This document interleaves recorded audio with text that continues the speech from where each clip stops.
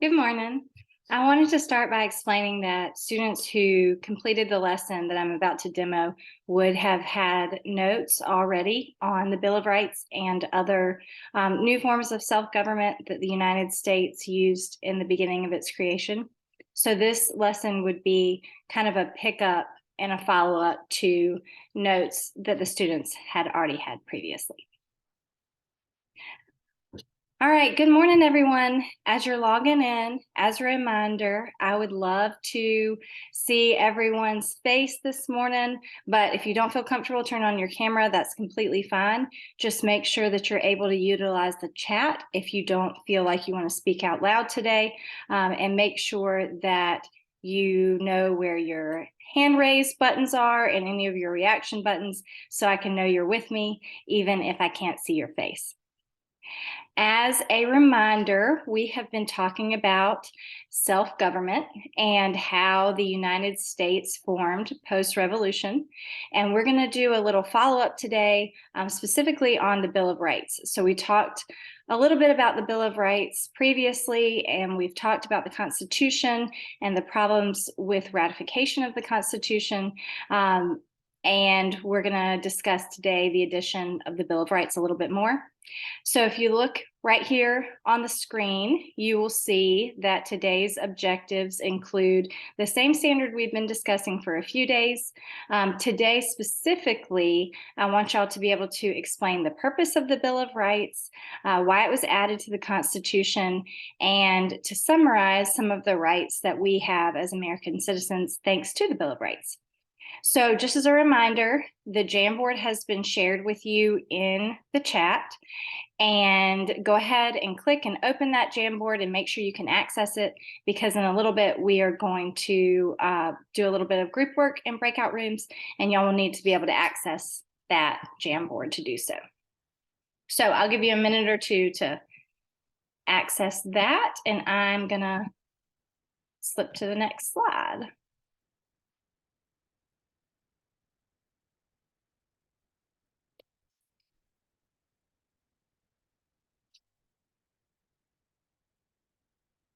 All right, if you are not able to access the Jamboard, please send me a chat, speak up, raise your hand, let me know that you can't get it. All right, I'm going to assume everyone has it then, and we're going to go ahead and get started. So before we jump into some of the specifics of the Bill of Rights, I want to introduce two terms that may be new to you as we discuss self-government. So remember, for our vocabulary routine, I'm going to say the word once and you're going to say it twice. I would love to hear your voice, but if I can't, that's okay. If you could just give me a thumbs up that you were able to repeat after me. So again, I'm going to say it once, and then I will give space for y'all to say it twice. Inalienable rights.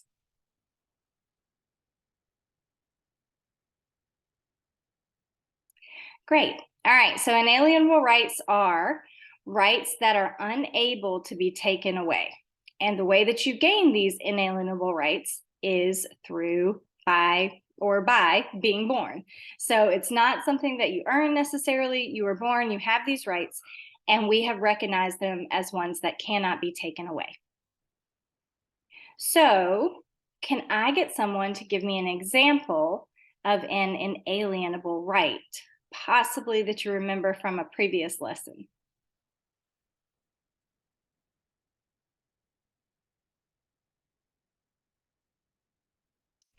So here I would wait for a student to speak up. If a student did not know the answer, if no one spoke up or sent me a message in the chat, I would probably give them the hint about the Declaration of Independence, which we would have previously discussed, and what it listed as inalienable rights. And then hopefully somebody would remember from there. And I think that they probably would, but if not, I would keep giving them a little bit of hints until we got to at least one. All right, would anybody like to give another example of an inalienable right?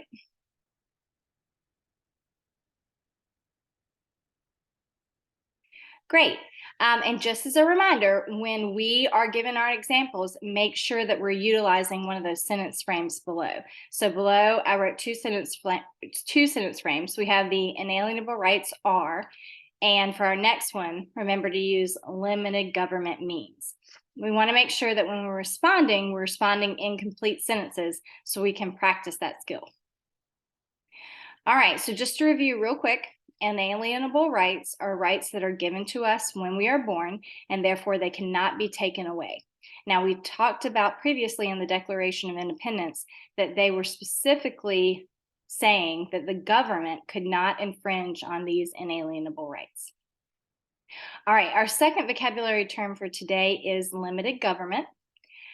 So I'm going to say it again one time and then wait for y'all to say it twice. Limited government.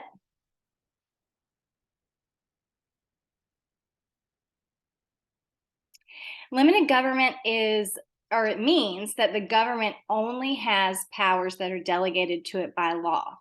So the Constitution and the Bill of Rights specifically delegate powers to our government. And what the founders were trying to say here was that the government cannot do whatever it wants. The government derives its power from the people, and the people say specifically what the government can and sometimes cannot do. So previously, remember, with England, they were under a king. And when you're under a king or a monarchy, particularly an absolute monarchy, the government could do whatever they wanted to do because they had given that power by God. So limited government is a direct rejection of that idea that anybody can be given power by God, government power by God, that the power comes from the people, and so therefore the power the government has is limited. So can anyone give an example of a time where our government's power has been limited?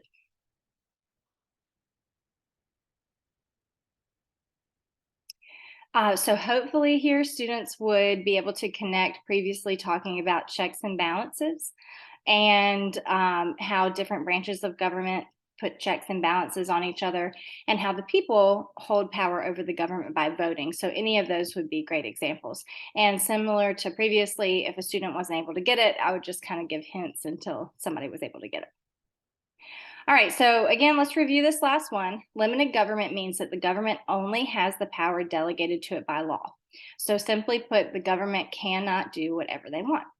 So we're going to think about these things as we're talking about the Bill of Rights today, and as we're trying to answer this question of why did some of the founding fathers feel that the Bill of Rights needed to be included, and why were the Anti-Federalists not willing to ratify the Constitution until the Bill of Rights was specifically put in there.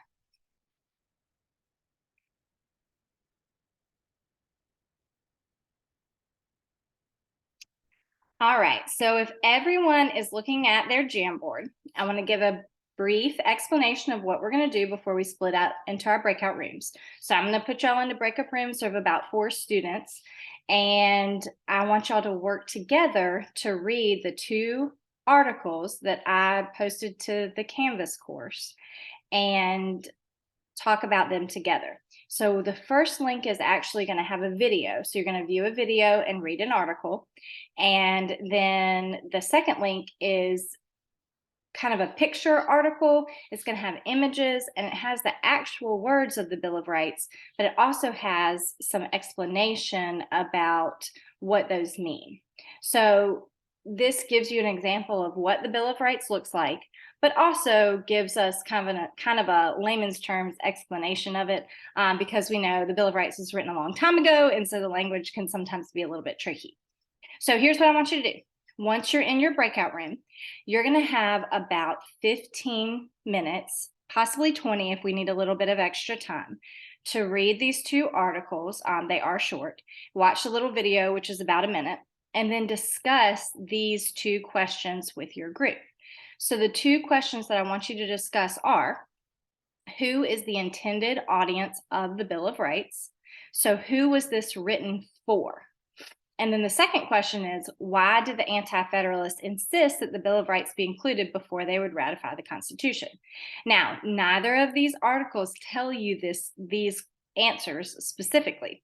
You're going to have to read what's in the Bill of Rights, consider what we've already discussed about the Bill of Rights and the Constitution. So if you need to look back at your notes, feel free, and talk together about what the answers could be. So what I want you to do is, once y'all come up with an answer, fill out a sticky note for your group. So just have one person in your breakout room add the sticky note. Make sure you add your names to that sticky note and put it under each box. Now remember, you can manipulate your sticky note however you want to, but it's a class expectation that you do not manipulate other students or other groups' sticky notes. So make sure you only mess with yours. Also, as a reminder, do not use the laser pointer, please. We don't want a big mess on our Jamboard. We want to keep it clean for everybody to be able to see everyone's answers for discussion. All right, are there any questions before I move you into your breakout rooms? All right, great. So I'll be popping in and out of everybody's breakout room to kind of check on how you're doing. If you at any point you have a question, feel free to hold on to it till I'm in there, or send me a chat and I'll be happy to help. I'll check with y'all in about 15 minutes and see where you are. And then if we need 5 more minutes, we can add 5 more minutes. All right, at this point, I would split the students into their breakout rooms, and I would just pop back and forth to make sure that they were able to access the articles. I said Canvas because that's what I'm familiar with, but if there's a different format used here or for this school, I would be able to use that as well, Google Classroom or something like that. And kind of see how the students are doing discussion wise and see if I can help at all before we come back. I assume this will take about 20 minutes, not 15, but I like to give a little bit less time and then always add time if I need to, rather than them having any extra or free time during discussion.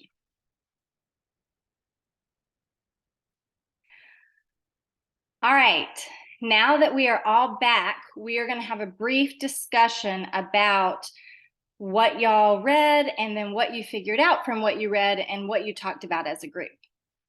So here I would lead students in a discussion based on their answers. We would kind of review the answers that they had given, talk about what they read, what they felt like it meant, why was it important, why was it included, and try to come to a general consensus about these 2 questions. And ideally, they would land on that the Bill of Rights was written for the government. So the point is to protect the people from the government with the Bill of Rights, and that the Anti-Federalists were particularly fearful of a strong central government, and they wanted the Bill of Rights as an extra safety net, essentially extra protection against the government for the people, and kind of connect that back to the American Revolution and where the colonists came from and why they would feel that way. Why would they be fearful of a strong central government?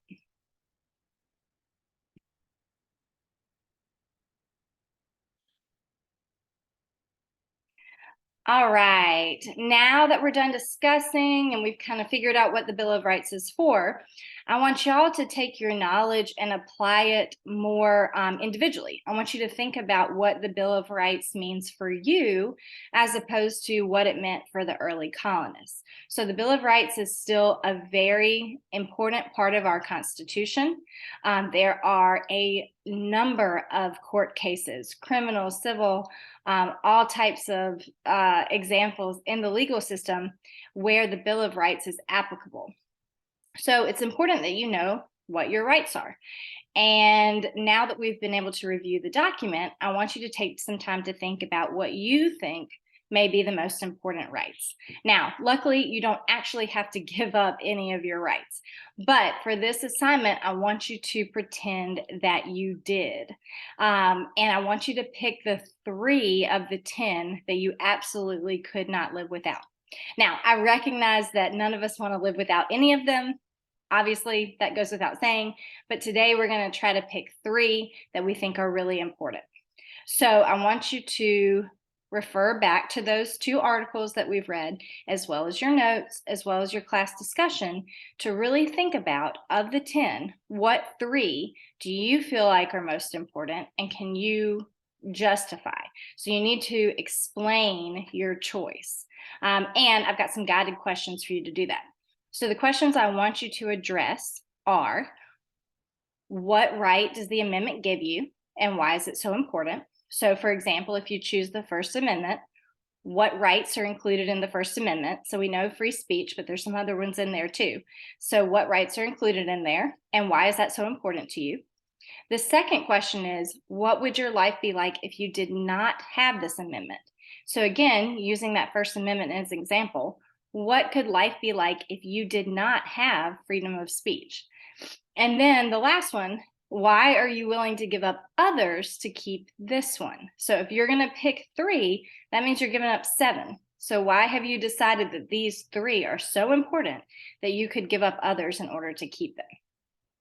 Now, you have a few options for how you can express this or how you can answer these questions. You can write an essay. If you're going to pick essay, make sure you write in complete sentences. You can create a slide deck or some type of comparable medium to a slide deck and have a little presentation to turn in. Again, though, complete sentences, proper grammar. If you're going to choose a slide deck, remember you need to include some images or some type of aesthetically pleasing piece to it. So it's not just an essay on a slide deck. And then your third option is some type of artistic interpretation. I know I have some artists in here, so if you want to do drawings, that's great. But you're likely going to need to label things to make sure that you've answered the questions completely. Now, if you don't like these 3 options and you have another idea, please raise your hand, message me, and let's talk about a different idea for how to display your answers, which I'm totally fine with. Just clear it with me before you get started on it. Now, this assignment is going to be due in 2 days. So you've got 2 days to complete it, but all submissions are going to be electronic. So if you do choose to draw, which is totally fine, you just need to be able to either scan it or take a really good picture of it to upload in order to turn it in. There is a complete rubric for this on Canvas where you can access it under the assignment. So make sure you take a look at that before you get started. And before I send y'all off to get working, I want to know if there are any questions. You can chat with me, raise your hand, speak up, whatever you want. I want to make sure we're perfectly clear before we get started. So here I would answer any questions that student had about the assignment and speak with students if they had a different idea for how to complete it. This would, to me, be a major, not a major grade like a test, but maybe like a quiz grade. And then I would also be able to use the class discussion, what I heard and what I saw on the Jamboard as formative assessments for this lesson. And then this document, the Bill of Rights, along with others, the Constitution, Articles of Confederation, those are all going to be tested on a quiz and a test and in this case, American history, so an EOC. So all of these will be formally assessed as well, but this gives me several options for some informal assessments to make sure students understand this standard before I move on. This would likely be the last lesson I would do for this standard before moving on to the next. So it would be a great time for me to really make sure that students get it before we move to the next topic.